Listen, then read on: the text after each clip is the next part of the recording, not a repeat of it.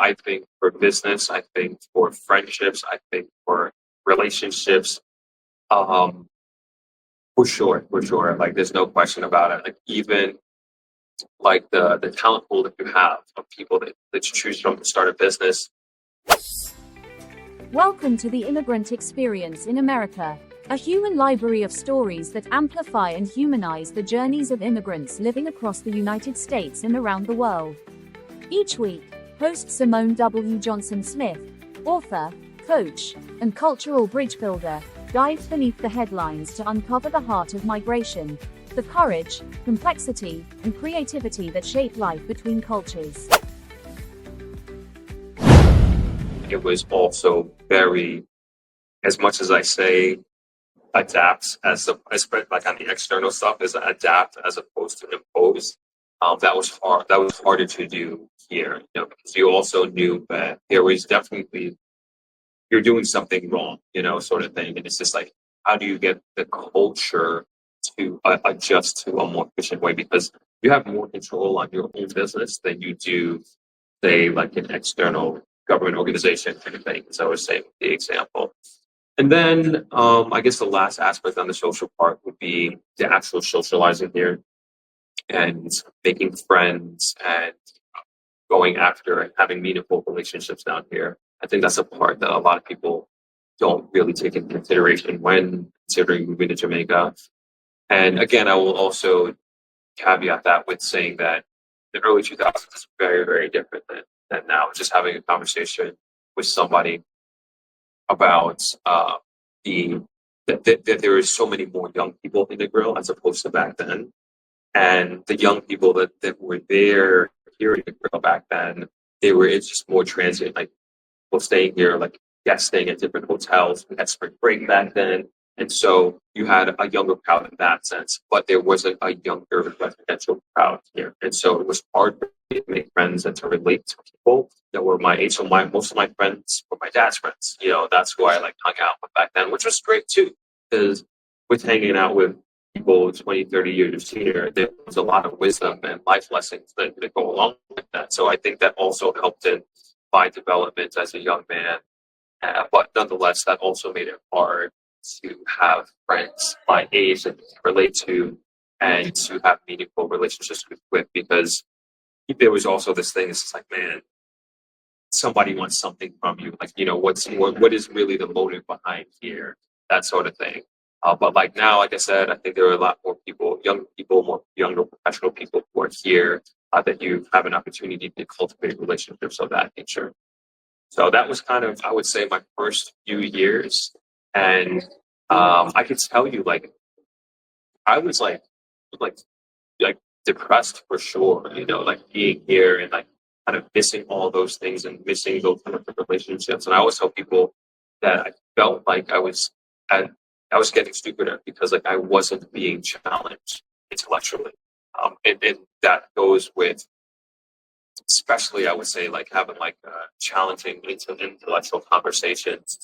And I love the two escapes of that I had. As like I had my brothers here that I could speak to that could challenge me, and then we also had guests from all over the world that came in that had different perspectives than I did. It's like I don't want to just keep speaking with people who have the same mindset or like agree with me. Like I want to learn from somebody who thinks very different from me or has an opposite opinion from me.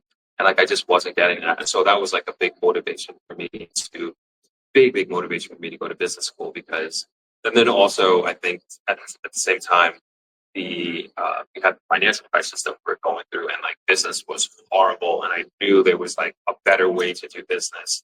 So I think those two things like really motivated me to go to business school and just kind of get me out of here for a little bit. Yeah. Okay. So you come after undergrad or okay? Yeah. So I did 4 years here after college, and then I went to get my MBA after 4 years. Yeah. So I wonder if you were in Kingston versus Negril. Do you think there is a different culture running a business in Kingston versus on Negril, the western side? 100%, without question. No doubt about it. I think for business, I think for friendships, I think for relationships, Um, for sure, for sure. Like, there's no question about it. Like, even like the talent pool that you have of people that you choose from to start a business, it's night and day with Negril and Kingston. And I know people from Kingston think Negril is like a different country, like they don't come here, and they were like so far, yeah. But I would like, as you asked that question, I would love there to be a day or time when the grill is looked at upon as a place for young, talented, educated individuals who would move here and come and see as a viable way to further themselves in life. But we don't necessarily have the infrastructure and the facilities to attract that type of talent. But I even think from even like a relationship standpoint, like being there, I would say like if I was living in New York, I'd probably be married and have a family right now, and I would probably say the same thing might be true if I was living in Kingston as well. Like it's just a different kettle of fish on perspective. But at least that's what I think. But it's like I said, it's you're gonna be challenged to find people here that, especially if you're, and this is kind of just like worldly advice for people out there, but like if you're like well traveled, you're educated, you're career driven, and then you're coming to Negril to find love, to find your counterpart. Good luck. Lower pay, more. Would you consider a rural? For sure. Like, Everybody calls this country. Yeah.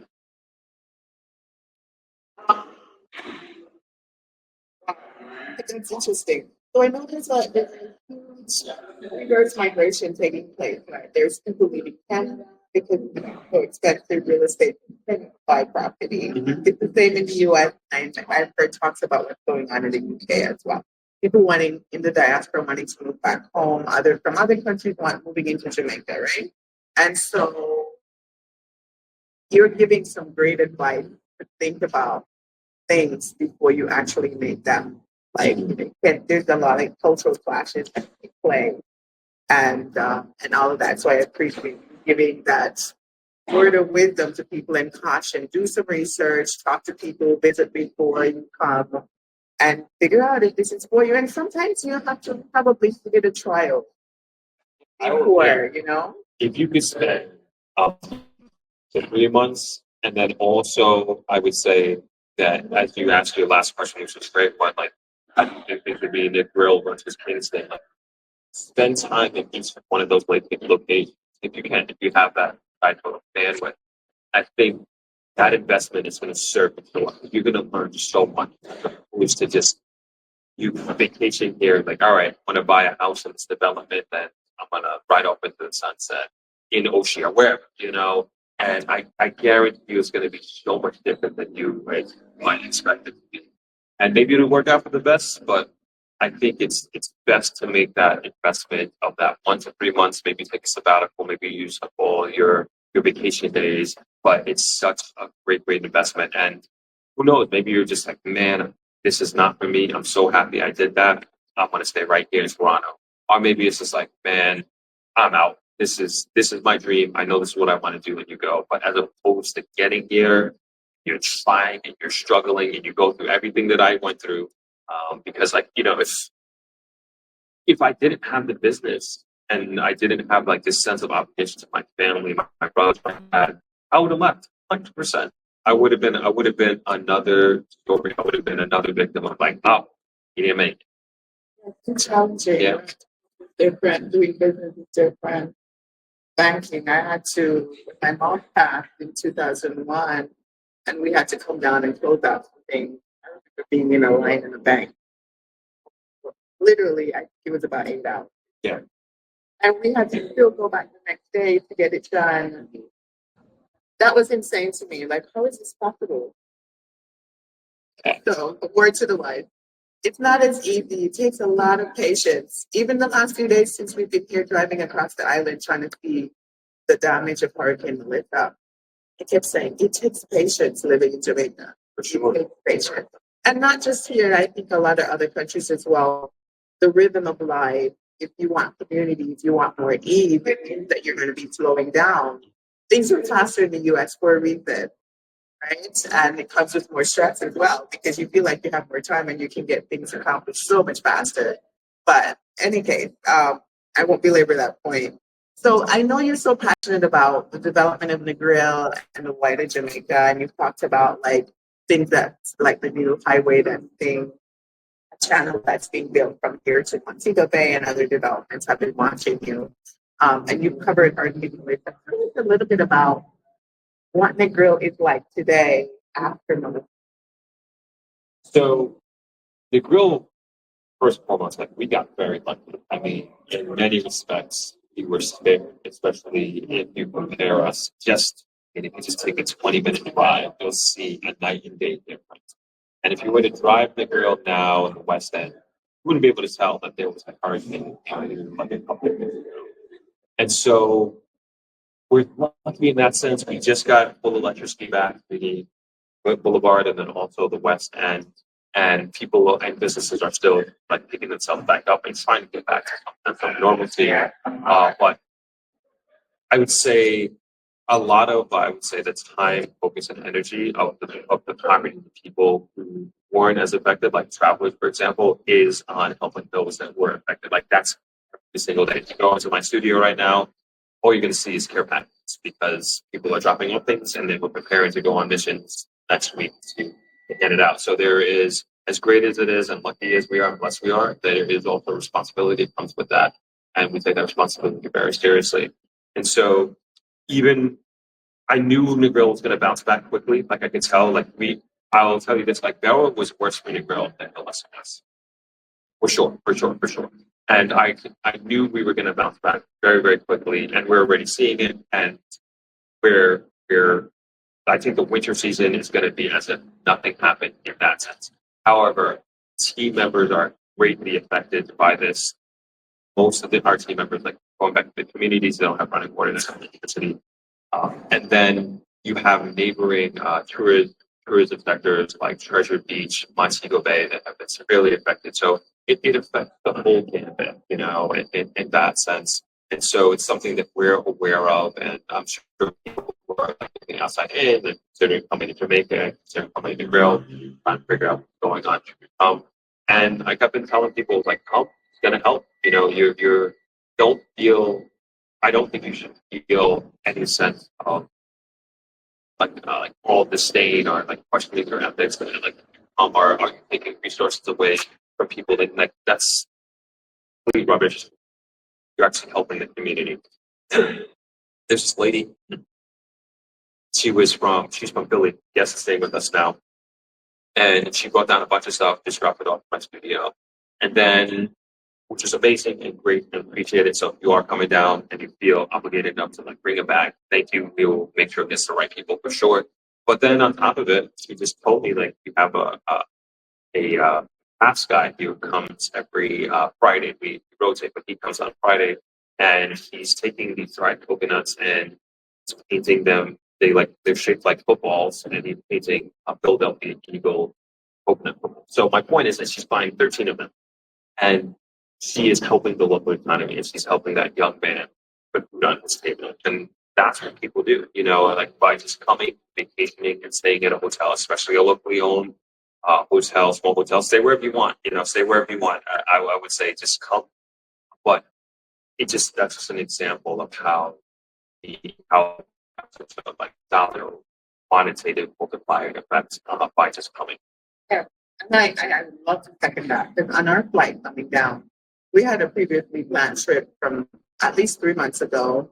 The hurricane happened, and the person who we were coming to celebrate, they canceled their trip the next morning. Mm-hmm. And we're like, we need to go. We can't stop now. The people need us. We need to bring some support. We're still going to go. We want to see the impact of this on the island. And we're here.